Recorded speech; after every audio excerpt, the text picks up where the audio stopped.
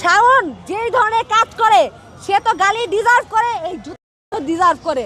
যদি সম্ভব হইতো আজকে শাওনকে শাহবাগে দাঁড় করে জুতা উচিত ছিল, যেহেতু শাওনকে সম্ভব হয়নি তাই তার ছবি করা হয়েছে। আমরা শাওনকেও দাওয়াত জেনেছি, আপনি আসেন দেখা যান। বাংলাদেশের মানুষ আপনার এই কথাটা কর্তৃক সমর্থন দিয়েছে।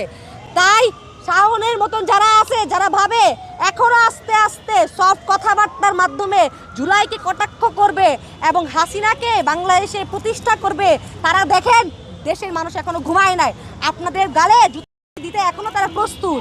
তাই সাবধান হয়ে যান সময় থাকতে। শাওনকে জানাই দিতে চাই, দেখো তুমি বাংলাদেশে বসে যে কথা বলো, বাংলাদেশের মানুষ তোমাকে কিভাবে ট্রিটমেন্ট দেয়, তোমাকে কর্তৃক পছন্দ করে এই দেশের মানুষ। মানে সে তো ব্যক্তিত্ব মস্তিষ্কের মানুষই।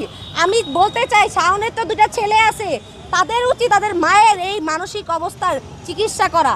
এবং আমরা চাই শাওন সুস্থ মানুষ হয়ে উঠুক। সে যদি সুস্থ মানুষ হয়ে ওঠে সেও জুলাইকে ধারণ করবে। সে যখন যা খুশি বলতে থাকে জুলাইকে নিয়ে, এটা এই বাংলাদেশে মেনে নেওয়া সম্ভব না।